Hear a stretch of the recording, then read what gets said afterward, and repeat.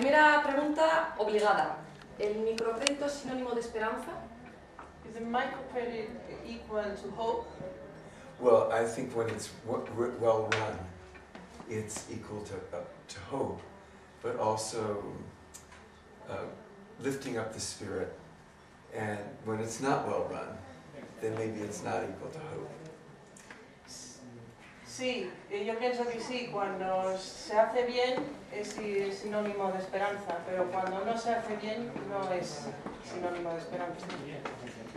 ¿Ha sido costoso ese proceso de concienciación para que las personas acudan a solicitar ese microcrédito? ¿Cómo ha sido ese trabajo? Has it been difficult to get people involved to ask for these credits? No, I think typically they are turned away from a bank. So when a microbank gives them a chance, typically they're very enthusiastic. Now, if it's the ultra poor, they're more careful, and you have to talk with them and encourage them, and then even they are very excited. No, normalmente son rechazados por los bancos, pero cuando se les ofrece un microcrédito sí que lo aceptan. El problema es con los muy pobres, los extremadamente pobres. Ellos sí que van con más cautela. Cuéntenos el proceso, desde la información hasta la concesión de ese microcrédito. ¿Qué es lo que tienen que hacer las personas que quieran solicitarlo? Could you tell us a little bit about the process from when they get the information until they get the microcredit? How's the process? Well, very often a program might start with savings, even in the slums, even with people in some programs who are beggars. They start with a small 50 cents of savings, and after developing the discipline and a small amount of savings, then they might take the loan that's double that amount. So that's one way it happens. Normalmente una de las maneras que empieza todo es con pequeños ahorros, a lo mejor ahorros de 50 céntimos. Y esa es una manera de que comiencen luego con los créditos. Bien interesante. ¿Cuál es la percepción del primer mundo, del tercer mundo y viceversa? How do you think the first world looks at the third world and the third world at us? Well, I mean, in the area of microfinance, the first world is learning from the third world. So 2 years ago, Grameen Bank in Bangladesh came to America, and there's a new program called Grameen America, where the key staff in 3 cities right now are from Bangladesh, teaching us, leading us. Mr. Yunus. That's right. So this is one of those areas where the South is teaching the South, and even the South is teaching the North. En el mundo de los microcréditos es el tercer mundo, el sur, que está enseñando al primer mundo. Ahora mismo el Banco Grameen está en Estados Unidos con 3 sucursales y gente de Bangladesh que está allí trabajando. Y son ellos los que están enseñando al primer mundo. Estamos acostumbrados a ver imágenes en televisión, muchos reportajes de lo que sucede en África, en Kenia. Pero ¿cuáles son esas historias que hay detrás de los ojos de esos niños? No lo que vemos, sino lo que hay detrás. Ese drama. Usted lo conoce al trabajar allí a pie de campo, podríamos decir. We are used to see horrible images about hunger and wars, but we would like to know what the real stories behind all those horrible images. Well, I mean, if you look at the statistics, the United Nations would tell you that 24,000 children under 5 die every day from largely preventable malnutrition and disease. They would tell you that 75 million children around the world are not in primary school. So those are some of the terrible numbers. But microfinance gets right to the poor woman.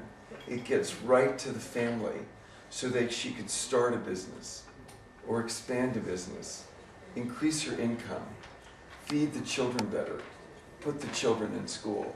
So it's a direct approach to solving the poverty. Si hablas con Naciones Unidas te dirán que 24.000 niños mueren, menores de 5 años mueren al día y que 75 millones no están en las escuelas. Pero los microcréditos van directos a la familia, les dan una oportunidad. Los microcréditos es evidente que es una solución. ¿Hay oídos suficientes para escuchar las voces de los desheredados? I don't have any idea how delighted I am to be here. I missed my connection. I landed from Kenya today in Amsterdam, but missed my flight to Madrid, so I almost didn't make it. Estoy verdaderamente encantado de estar aquí hoy y no saben ustedes lo encantado que estoy. Perdí mi conexión en Ámsterdam y por poco no consigo estar aquí hoy con ustedes. So thank you to my friends from Evento.es who made sure I was able to find a connection and come to Valladolid. Así que muchas gracias por la gente de Eventos que han conseguido que esté yo hoy.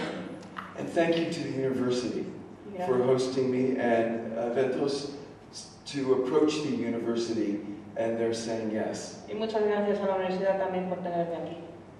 Now, I speak a lot, and in the last year I've spoken at Princeton University, which is where I live, at Stanford University, at the Autonomous University of Madrid, and elsewhere around the world.